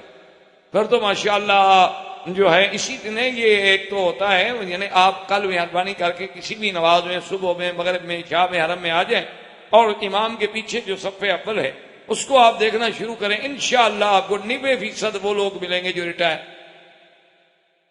کوئی جوان انشاءاللہ آپ کو نہیں. اللہ کے صبح کی نماز میں آ جائیں، یعنی یقین کریں کہ اگر مکے کے صرف ثانویہ کے طالب العلم حرم میں آ جائیں تو حرم بھر جائے، متوسطہ کے بھی نہیں، صرف جتنے بچے ثانویہ میں پڑھتے ہیں یا ان کا اگر وہ ہر نماز میں حرم میں آئے نا، خدا کی قسم پورا حرم بھرا۔ اور مہذب لوگوں کا، پڑھے لکھے بچوں کا، جن کو تعلیم بھی ہے، حرم کا پتہ بھی ہے، آداب بھی ہے۔ لیکن جناب اب آپ دیکھیں انشاءاللہ وہ لوگ بیٹھے ہوتے ہیں صف اول میں جن سے محکمہ تنگ آ گیا، اس نے نکال دیا، گھر والے بھی تنگ آ گئے کہ دادا جان ہر وقت عذاب بنے ہوئے ہیں، کھانس کھانس کے ہماری نیند خراب کی ہوئی ہے، وہ بھی 4 بجے کے بجائے 2:30 بجے گھڑی لگا دیتے ہیں، ابا جان تہجد کا وقت ہو گیا ہے، اور حرم شریف میں پڑھو تو سبحان اللہ کتنا بڑا ثواب ہوگا، کہیں گے دفعہ ہو، پھر 9 بجے سے پہلے تو نہیں آتا نا واپس، اس وقت تک تو ہم آرام کر کے سو لیں۔ تو یہ جب عالم ہو جائے، کہنا کہ فکر نہ کرو، اگر ہم قتل کا جرم بھی کر بیٹھے اور یوسف علیہ السلام کو قتل بھی کر دیا، کہ وہ تو کون من بعد ہی قوم صالحین، کوئی ایسی بات نہیں، بعد میں ہم بھی ٹھیک ہو جائیں گے، بس فکر کی بات۔ اب جب یہ مشورہ ہونے لگا اور نعوذ باللہ یعنی وہ آخری حد تک آ گئے، اقدام قتل تک، معمولی بات تو نہیں قتل کر دے۔ قال قائل منهم لا تقتلوا يوسف والقوه في غيابة الجب يلتقطه بعض السيارة إن كنتم فاعلين۔ ان بھائیوں میں سے ایک نے کہا کہ کیا کر رہے ہیں، کچھ عقل کرو۔ بعض علماء نے لکھا ہے کہ وہ یہودا تھا، لیکن قرآن نے نام نہیں لیا، قرآن پاک نے اخوہ یوسف کا نام ذکر نہیں فرمایا، اور یہ قرآن میں سنت اللہ ہے، اللہ پاک نام سے بحث نہیں کرتا۔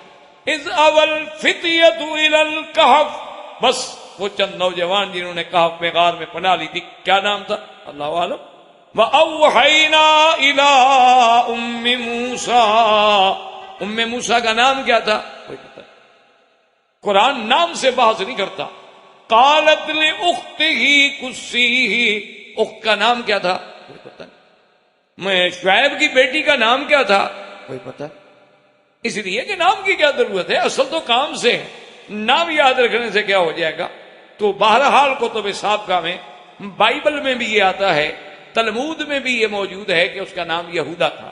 اس نے اپنے بھائیوں سے کہا کہ خیال کرو یار، کیوں اتنی حد تک گزرتے ہو کہ بھائی کو قتل کر، یہ بات نہ کرو، مقصد تو تمہارا یوسف علیہ السلام سے جان چھڑانا ہے۔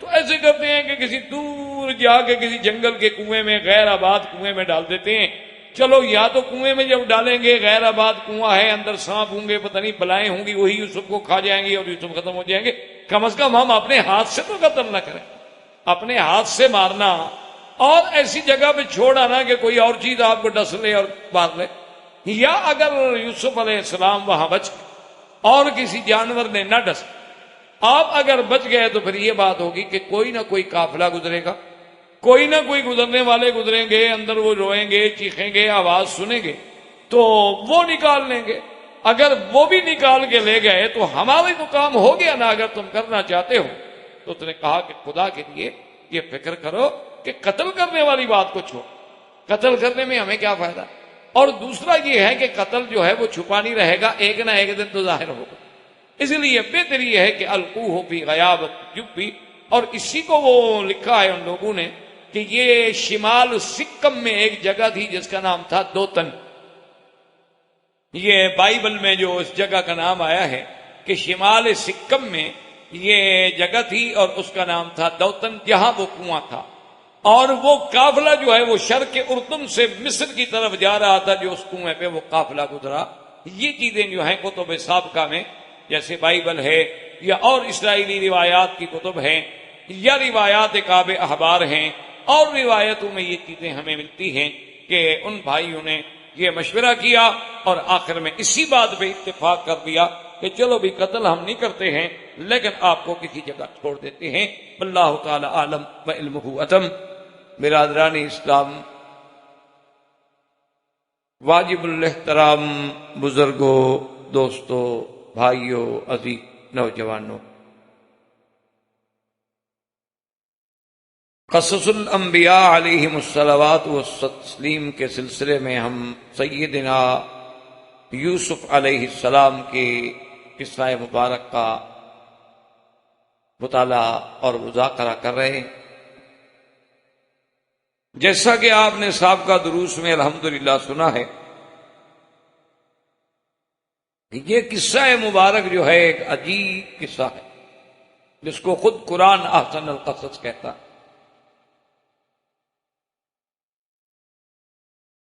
اور اس قصہ مبارک میں بہت بڑے عبر ہیں، نصائح ہیں، مواعظ ہیں، فوائد ہیں۔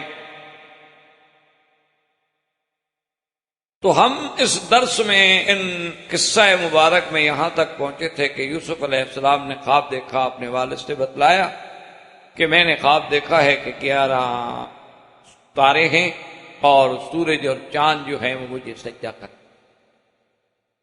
اور اس پہ ہم نے خواب کے اقسام اور خواب کی تعبیر، ساری مباحث الحمدللہ ہم سابقہ درس میں پڑھ چکے اور سن۔ حضرت یعقوب علیہ السلام نے اپنے بیٹے سے نصیحت کی کہ بیٹا کسی دوسرے بھائی کو، کسی کو اس خواب کا ذکر نہیں کرنا، کیونکہ یعقوب علیہ السلام بھی اللہ کے پیغمبر تھے، نبی تھے۔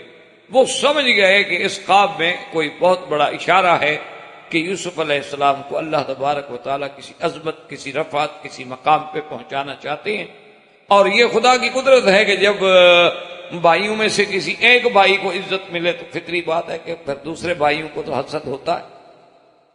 اس لیے حضرت یعقوب علیہ السلام نے ان کو اس خواب کے ذکر کرنے سے منع کر، اور اسی لیے سرکار دو عالم صلی اللہ علیہ وسلم کی بھی ایک حدیث مبارک ہے کہ اقضوا حوائجکم بالکتمان، کہ تم اپنے امور اور اپنے کام جو ہیں وہ رازداری سے سر انجام کیا کرو۔ یہ نہیں کہ بلا وجہ کہتا رہے آدمی میں یہ کر رہا ہوں، میں یہ کر رہا ہوں، میں یہ کر، یعنی جتنا اللہ نے اس کو رازداری میں برکت رکھی ہے، فائدہ رکھا ہے، اتنا شو کرنے میں نہیں رکھا۔ بہرحال یوسف علیہ السلام کے اس خواب کے بارے میں بعض علماء کہتے ہیں کہ ان کے بھائیوں کو بھی پتہ چل گیا۔ اب مفسرین نے اس کی دو وجوہات لکھی ہیں۔ بعض مفسرین تو یہ فرماتے ہیں کہ یوسف علیہ السلام اپنے والد کو ذکر کرنے سے پہلے اپنے بھائیوں کو بھی بتا چکے، اب اگر والد نے منع کیا تو روک نہیں سکتے تھے، رکنے کا کوئی فائدہ نہیں، قصہ تو بتا چکے۔ اور بعض علماء کرام یہ فرماتے ہیں کہ یوسف علیہ السلام نے تو نہیں بتلایا، انہوں نے تو اپنے بھائی حضرت بنیامین کو بتلایا تھا جو ان کے شقیق تھے، ایک ماں سے۔ باقی اولاد جو ہے حضرت یعقوب علیہ السلام کی وہ دوسری بیوی سے، تو بنیامین نے کہیں بھائیوں کو ذکر کر دیا۔ اب اس خواب کے بعد ان کے دلوں میں مزید عصبیت اور حسد جو تھا وہ بڑھ۔ اب انہوں نے پروگرام بنایا، انہوں نے اکٹھے بیٹھ کے مشورہ کیا آپس میں سب بھائیوں نے۔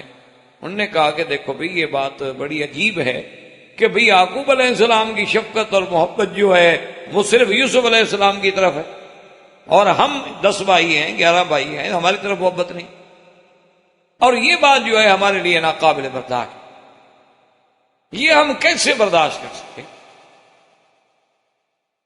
کہ ہم 10 بھائی 11 بھائی ایک طرف اور یوسف علیہ السلام ایک طرف، اور وہ زیادہ محبوب ہو۔ اس قالوا لیوسف اخو احب الینا الی ابینا منا، حالانکہ ونحن عصبہ، ہم تو ایک جماعت ہیں، قوت ہیں، ہم 10 ہیں۔ تو عقل کا تقاضا تو یہ ہے کہ آدمی ان سے پیار کرے جن کے پاس طاقت ہے، قوت ہے۔ ہم 10 جوان آدمی ہیں، باپ کے کام آنے۔ یوسف علیہ السلام بھی چھوٹے ہیں، بنیامین بھی چھوٹے ہیں، ان کے مقابلے پہ 2 کو ترجیح دینا اور 10 کے ساتھ وہ پیار نہ کرنا۔ ان ابانا لفی ضلال مبین، ہمارا باپ جو ہے صریح غلطی۔ اس لیے یاد رکھیں کہ دلال کا معنی ہمیشہ یہ نہیں کیا جاتا کہ گمراہ ہے، نعوذ باللہ۔ اگر اپنے باپ کو وہ گمراہ سمجھیں، اور یعقوب علیہ السلام اللہ کے نبی ہیں، پھر تو وہ کافر ہو گئے، پھر تو وہ مسلمان بھی نہیں رہتے۔ اللہ کے نبی کو گمراہ کہنے والا یا اللہ کے نبی کی شان میں توہین کرنے والا بندہ جو ہے وہ تو مسلمان نہیں رہتا۔ اسی لیے امت کا اس پر اتفاق ہے کہ اگر کوئی شخص اللہ کے نبی کی شان میں کوتاہی کرے، اللہ کے نبی کی شان میں کوئی ایسی گستاخی کرے یا گستاخانہ لفظ اپنی زبان سے نکالے، وہ تو زندگی ہے اور اس کی سزا موت ہے۔ یہ آج کل آپ نے دیکھا ہے کہ بہت بڑا پورے عالم میں اس قانون کے بارے میں، توحید رسالت کے قانون کے بارے میں پوری دنیا میں شور مچایا جاتا ہے کفر کی طرف سے کہ یہ حقوق انسانیت کے خلاف ہے اور یہ حقوق انسانیت کے خلاف ہے، ہر آدمی کی حریت ہے، آزادی ہے، ہر آدمی کو یہ حق حاصل ہے کہ وہ کیا سوچتا ہے، کیا کہتا ہے، کیا پڑھتا ہے، اس پر نہیں پابندی لگائی جا سکتی۔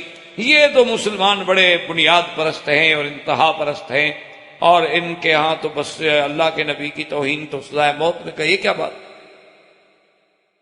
حالانکہ اصولی طور پر تو یہ ہے کہ چونکہ ان کو اسلام سے دشمنی ہے، اسلام کی دشمنی میں وہ اتنے اندھے ہو جاتے ہیں کہ حقیقت کو بھی نہیں پڑھتے۔ آدمی جب کسی کے تعصب میں آ جائے نا، وہ اس کو پھر آدمی اچھا نہیں لگتا۔ ان کو اسلام سے کچھ اتنا وہ الرجک ہیں، اور ان کو پتا ہے کہ اگر دنیا میں کبھی کسی نے ہم سے مقابلہ کیا یا ہمارے سامنے آیا یا ہم پر غالب آئے تو یہی دین اسلام۔ ورنہ پہلی بات تو یہ رکھیں کہ توہین رسالت میں صرف حضور پاک کی ذات مبارک نہیں، بلکہ اگر کوئی حضرت عیسیٰ علیہ السلام کی بھی توہین کرے تو وہی سزا ہے، حضرت موسیٰ علیہ السلام کی توہین کرے تو وہی سزا ہے۔ توہین رسالت کسی رسول کے بارے میں بھی توہین کرے، یہ نہیں کہ صرف حضور صلی اللہ علیہ وسلم کے بارے میں۔ ایک بات تو یہ اپنے ذہن میں، اور دوسری بات یہ ہے کہ کون سا دنیا میں ایسا ملک ہے، ایسا دستور ہے کہ جو اپنے آئین سے باغی ہو یا اپنے بادشاہ سے باغی ہو یا اپنے اس ملک کی مقتدرہ قوت سے باغی ہو اور اس کی سزا موت نہیں رکھی گئی؟ کون سا دنیا میں قانون؟ کوئی ایک مجھے دستور بتا دے۔ ہر ملک میں باغی کی سزا موت، اور یہ تو پھر صرف ملک کا باغی نہیں، یہ تو ہمارے دین کا باغی ہے۔ اور اسی لیے ایک فلسفے کو سمجھیں کہ اسلام لانے کے لیے جبر نہیں کیا جاتا، کہ آپ کسی کو جبر کریں کہ جی آپ کلمہ پڑھیں، غلط۔ آپ ہندو کو جبر نہیں کریں گے، آپ سکھ کو جبر نہیں کریں گے، یہود و نصارہ کو جبر نہیں کریں گے۔ آپ ان کو اسلام کی حقانیت، اسلام کے دلائل، اسلام کی آیات، اسلام کے براہین، اسلام کے محاسن ان کے سامنے رکھیں گے۔ اگر ان کا دل قبول کرتا ہے فاہلاً وسہلاً، اگر نہیں کرتا لا اکراہ فی الدین، کوئی جبر نہیں۔ لیکن جب کوئی آدمی اسلام کو قبول کر لے، اب دیکھیں نا جی کہ آپ نے اگر آئین کی وفاداری کا حلف اٹھا لیا ہے، پھر اگر آپ اس حلف کی مخالفت کرتے ہیں تو اب آپ باغی ٹھہرتے ہیں۔ لیکن اگر آپ نے حلف نہیں اٹھایا، آپ نے اس کو تسلیم ہی نہیں کیا، آپ نے تو کلمہ پڑھا ہی نہیں، اسلام کوئی جبر نہیں کرتا، کبھی بھی اسلام نے جبر نہیں کیا۔ ورنہ جہاں جہاں مسلمانوں کی صدیوں تک حکومتیں رہی ہیں، اگر جبر کی بات ہوتی تو پھر تو غیر مسلم کوئی ایک بھی نہ ہوتا۔ حالانکہ اسلام کے خلاف ہر حکومت نے جبر کیا ہے، زمانہ روم سے لے کر، فارس سے لے کر، کیسر و کسرا سے لے کر آج تک جتنی کافر قوتیں ہیں، سب سے بڑا ظلم جو ہے وہ مسلمانوں پہ کرے۔ آج دیکھ رہے ہیں آپ، ان کو جو کچھ شیشان میں ہو رہا ہے اس پہ انسانی حقوق یاد نہیں آتے۔ کوسووا میں کیا ہوا، انسانی حقوق کی کوئی بات نہیں۔ لبنان میں کیا ہوا، انسانی حقوق نہیں مجروح ہوتے۔ کشمیر میں کیا ہوا، انسانی حقوق نہیں مجروح ہوتے۔ یعنی اب ان کے اپنے وہاں کے چیف منسٹر کہہ رہے ہیں کہ یہاں ظلم ہو رہا ہے، یہاں یہ ہو رہا ہے، اس کے باوجود بھی کچھ۔ تو اس لیے ان کی باتوں میں آنے کی ضرورت نہیں ہے۔ تو ایک قاعدہ ہے، ایک مسلمہ اصول ہے کہ جو آدمی اللہ کے نبی کی توہین کرے، نعوذ باللہ، آپ کی شان اقدس میں کوئی گستاخی کرے، اس کی سزا موت ہے۔ تو انہوں نے جو کہا کہ ان ابانا لفی ضلال مبین، پھر تو کافر ہو گئے، زندیق بن گئے۔ اس لیے علماء نے فرمایا کہ ہمیشہ یاد رکھیں کہ ہر جگہ ایک لفظ کا معنی ایک نہیں ہوتا، اس کے سیاق و سباق کو دیکھنا پڑتا۔ معنی یہ تھا کہ دیکھو جی کہ نحن عصبہ، ایک طرف ہم 10 ہیں، ایک طرف 2 ہیں، ہم جوان ہیں، وہ چھوٹے بچے ہیں، ان کو ہم پر ترجیح دینا غلطی ہے، کھلی ہوئی غلط۔ اس لیے انہوں نے کہا ان ابانا لفی ضلال مبین، ہمارے ابا تو بالکل کھلی ہوئی واضح غلطی میں پڑے ہوئے ہیں کہ ایک ادنا آدمی کو بھی سمجھ آتا۔ تو اس کا بھئی حل کیا کریں اس غلطی کا؟ انہوں نے کہا اس کا حل یہ ہے کہ ابا تو مانتے نہیں، اب ایسا کرتے ہیں کہ اقتلوا یوسف علیہ السلام کو قتل، یا پھر یوسف علیہ السلام کو دور کسی جگہ تاکہ واپس نہ آ سکے۔ تو جب یوسف علیہ السلام کا وجود ہی نہیں ہوگا تو لازمی بات ہے کہ اب والد مجبور ہو کہ پھر ہم سے ہی محبت کرے گا، اور کس سے کرے؟ اگر ایک آدمی کے پاس مثلاً 4 بچے ہیں، ایک انتہائی فرما بردار ہے، لیکن خدا رحمت کرے موت آ گئی تو اب بیچارہ کیا کرے گا؟ ان 3 کی طرف ہی خود بخود لوٹے گا۔ اور کہنے لگے کہ گو یہ ہماری غلطی تو ہوگی، لیکن ایک تو ہم اپنے بھائی یوسف کے قتل کرنے کے بعد باپ کی محبت حاصل کر لیں گے اور ہم بھی اچھے لوگ ہو جائیں کہ ہم سے اللہ کا نبی محبت کرتا۔ اور بعد علماء نے کہا، کہنے لگے گو یہ غلطی ہے لیکن ہم پھر توبہ کر کے ٹھیک ہو جائیں۔ اب قرآن کہتا ہے کہ قال قائل منہم لا تقتلوا یوسف وَأَلْقُوهُ فِي غَيَابَةِ الْجُبِّ يَلْتَقِطْهُ بَعْضُ السَّيَّارَةِ إِن كُنتُمْ فَاعِلِينَ۔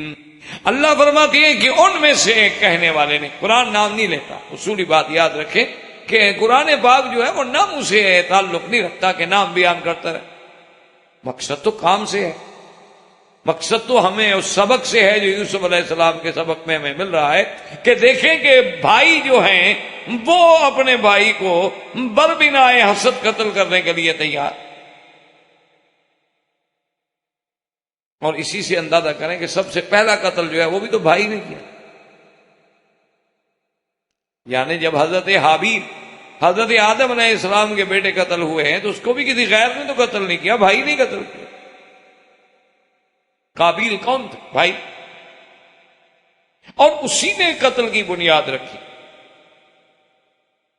تو اس لیے وہ اپنا ایک عربوں کا محاورہ ہے نا جی کہ الاقارب کالعقارب، کہ یہ جو رشتہ دار ہوتے ہیں نا یہ بچھو ہوتے، الف کے ساتھ لکھو، اقارب تو رشتہ دار بنتا ہے قرابت سے، اور اسی وہ عین لگا دو تو بچھو بن جاتا ہے۔ تو کہتے ہیں کہ یہ مجبور ہوتے ہیں بیچارے ایک دوسرے کو ڈنگ مارنے سے، الا من ہداہ اللہ، مگر وہ جن کو اللہ نے ہدایت دی۔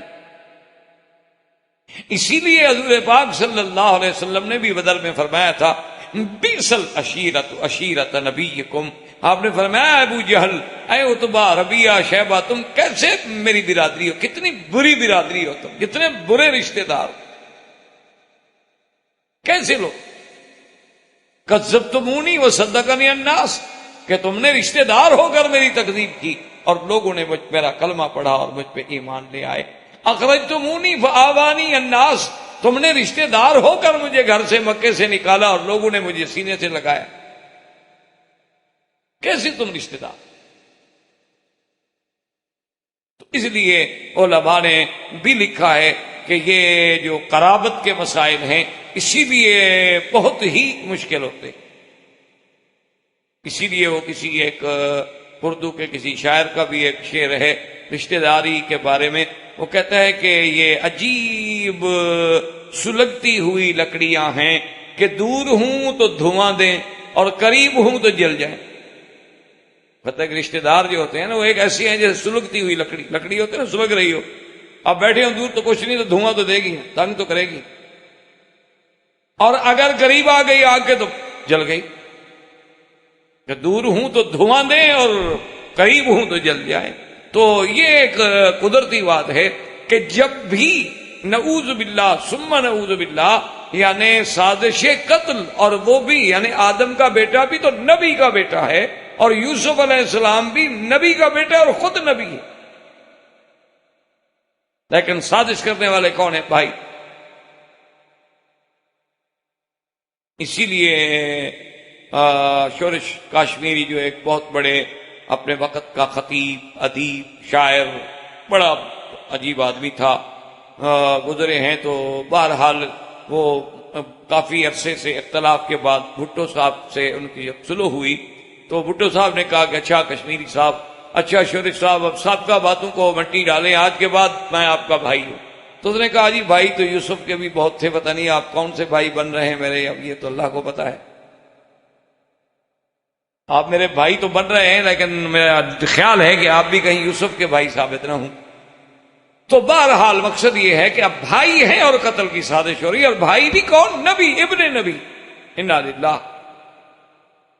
تو ایک بول پڑا، بعض علماء نے لکھا ہے سابقہ کتب سے، تورات سے اور اناجیل سے، کہ بولنے والا جو ہے ان کا بھائی تھا، اس کا نام تھا یہودا، بعض کہتے ہیں یہودا، اور بعض کہتے ہیں کہ نہیں وہ ان کا بڑا بھائی تھا شمعون، اور بعض کہتے ہیں کہ نہیں ان کا تھا تو وہی بڑا بھائی لیکن اس کا نام جو ہے راؤل تھا۔ بہرحال مختلف نام لکھے گئے، جب قرآن نے نام نہیں لیا تو ہمیں اس الجھن میں پڑنے کی ضرورت ہی نہیں۔ اب اس نے مشورہ دیا، اس نے کہا کہ دیکھو پہلی بات تو یہ ہے کہ تم بھائی کو قتل کرنے کی سوچ رہے ہو، یہ کوئی معقول بات، کوئی عقل کی بات؟ یعنی باپ کی توجہ حاصل کرنے کے لیے بھائی کو قتل کر دو، یہ عجیب بات ہوئی بھائی۔ اچھا اس قتل سے تو باپ کی نفرت بڑھے گی، نہ کہ محبت حاصل کرو گے۔ وہ کہے گا یہ عجیب اولاد ہے کہ جنہوں نے جا کے اپنے بھائی کو قتل کر دیا اب بھی یہ میری محبت اور شفقت کے حقدار ہیں، ایک۔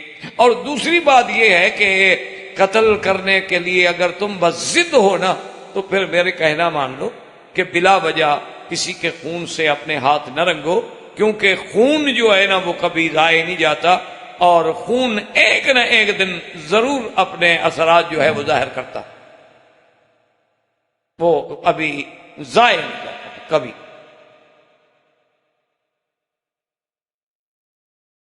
اب جناب یہ ہے کہ جب یہ حالات دیکھے گئے، ان کو بتلائے گئے، سمجھایا گیا، انہوں نے کہا تو کیا کریں؟ انہوں نے کہا ایسا کرتے ہیں کہ ہم جا کر کسی دور آفتادہ کنویں میں ڈال دیتے، پہلے تو کنویں میں ڈالنے سے اس کے اندر جو کوئی بلائیں ہوں گی نا وہ کھا جائیں گی، پرانا کنواں جنگل میں، اس میں کئی بلائیں۔ اچھا اگر بفرض محال اس سے بھی بچ جائے تو کوئی بندے تو وہاں سے قافلے گزرتے رہتے ہیں اور ایسے کنووں سے پانی بھرتے رہتے ہیں، جب وہ دیکھیں گے وہ نکال کے لے جائیں گے کسی ملک میں، تم خامخواہ کیوں قتل سے اپنے ہاتھ رنگتے؟ عجیب بات، کیوں جرم کر رہے؟ انہوں نے کہا اچھا، سوچ میں پڑ گئے، کہنے لگے کہ چلو ایسا کرتے ہیں، تمہاری بات مان لیتے ہیں کہ چلو قتل نہیں کرتے لیکن کسی نہ کسی جگہ بہرحال دور کر دیتے ہیں، اور سب کٹھے ہو کے باپ کے پاس آئے، جس کو قرآن خود دیا، قالوا یا ابانا ما لک لا تأمنا علی یوسف وَإِنَّا لَهُ لَنَاصِحُونَ۔ معلوم ہوتا ہے کہ کافی پہلے کہتے رہے، اسے کہنے لگا بجان پتہ نہیں کیوں آپ ہم پر اعتماد نہیں کرتے، آپ یوسف علیہ السلام کے ضمن میں ہم پر کیوں نہیں اعتماد کر رہے؟ ہم تو یوسف کے خیر خواہ ہیں، بھائی ہیں، اچھا بھائیوں میں کبھی کوئی تھوڑی بہت تلخی بھی ہو جائے لیکن پھر بھی ہم بھائی ہیں یوسف علیہ السلام کے، مہربانی کریں، ارسلہ معنا غدا یرتع ویلعب وَإِنَّا لَهُ لَحَافِظُونَ۔ ابا جان آپ مہربانی کریں، اس کو اجازت دیں کہ کل ہمارے ساتھ جائے، ہم جائیں گے اور کھائیں گے پیئیں گے، جنگلوں میں جو جنگلی چیزیں ہوتی ہیں، جنگلی پھل ہوتے ہیں وہ کھائیں گے، وَيَلْعَبْ اور کھیلیں گے۔ اس لیے علماء نے لکھا ہے کہ بعض کھیل کود جو ہیں جو شریعت کے خلاف نہ ہوں کوئی منع ہے، مثلا آدمی گھوڑا دوڑاتا ہے، آدمی دوڑ میں مقابلہ کرتا ہے، مثال کے طور پر آدمی کشتی کرتا ہے، آدمی کبڈی کھیلتا ہے، یا آدمی ہاکی کھیلتا ہے، یا آدمی یہ کرکٹ وکٹ کھیلتا ہے، شرط یہ ہے کہ اوقات نماز اور فرائض کا خیال رکھے، یہ نہیں کہ کھیل میں لگنے کے بعد نمازیں ختم، جی وہ تو میچ نہیں بند کیا جا سکتا، پھر حرام ہو گئی، کیونکہ اللہ کے فرائض کو چھوڑنا، فی نفس ہی کھیلنا حرام نہیں تھا۔ اب انہوں نے جب اصرار کیا اور ساتھ یہ بھی کہا اپنے ابا سے کہ ابا جان آپ فکر نہ کریں، ہم حفاظت کریں گے، ہم بالکل حضرت یوسف علیہ السلام کا بڑا خیال رکھیں گے، تو یعقوب علیہ السلام نے سننے کے بعد کہا قال انی لیحزننی ان تذهبوا به واخاف ان یاکلہ الذئب وانتم عنہ غافلون۔ حضرت یعقوب علیہ السلام نے فرمایا کہ مجھے غم ہے، مجھے فکر ہے یوسف کا کہ اگر تم ان کو لے کے گئے، اور بات یہ ہے کہ مجھے خوف ہے کہ کہیں ایسا نہ ہو کہ کوئی بھیڑیا آ کے اس کو کھا جائے، چھوٹا بچہ ہے، چھوٹی عمر ہے۔ وَأَنْتُمْ عَنْهُ غَافِلُونَ، اور تم اپنی کھیل کود میں ہو، غفلت میں پڑے ہو، تمہیں پتہ بھی نہ ہو، اور تم اپنے اس میں لگے ہوئے اور اس کو آگے کوئی بھیڑیا کھا جائے، مجھے بڑا فکر ہے، میں نہیں اجازت دے سکتا۔ قَالُوا لَئِنْ أَكَلَهُ الذِّئْبُ وَنَحْنُ عُصْبَةٌ إِنَّا إِذًا لَخَاسِرُونَ۔ کہنے لگے ابا جان کمال کی بات ہے، ہم ایک جماعت ہیں، 10 آدمی ہیں، ہم 10 بندے بھی کھڑے ہوں اور ایک جناب بھیڑی آ کے ہمارے بھائی کو کھا جائے، پھر تو سب سے بڑی گھاٹے اور تروٹے کی بات ہے، پھر تو انتہا ہو گئی، حد ہو۔ اب بات یاد رکھیں کہ بھی حضرت یعقوب علیہ السلام نے یہ بات کیوں فرمائی، ایک مسئلے کو سمجھیں کہ بھی یوسف علیہ السلام نے آخر یہ بات کیوں فرمائی کہ جی اس کو شاید بھیڑیا کھا جائے اور تم غافل ہو، پتہ بھی نہ کرو، تم اپنی کھیل میں لگے ہوئے ہو۔ یہ بات جو یوسف علیہ السلام یعقوب علیہ السلام نے فرمائی تو کیوں؟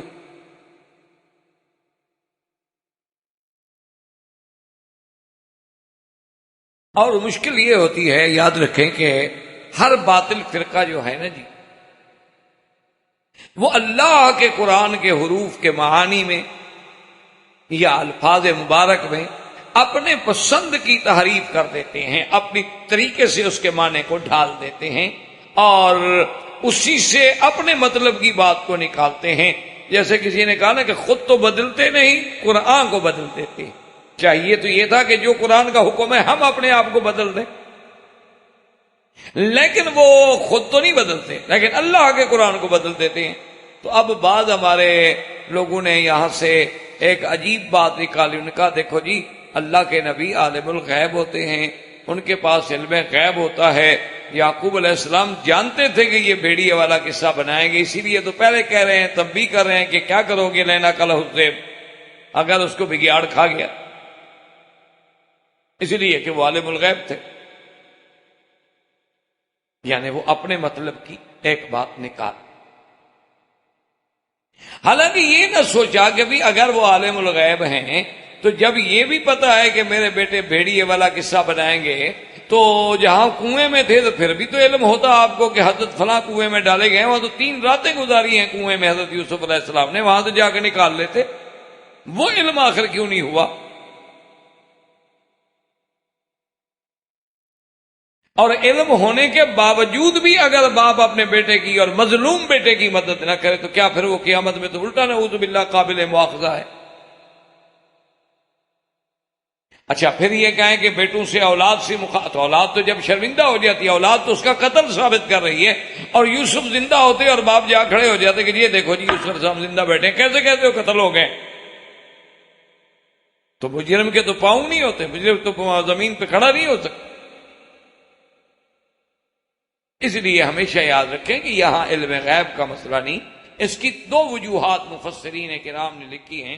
ایک وجوہات تو یہ لکھی ہے کہ اس علاقے میں بے حد بھگیاڑ تھے۔ احباب کرام، اس کے بعد اب آپ اس مبارک سلسلے کی CD نمبر 11 سماعت فرمائیں۔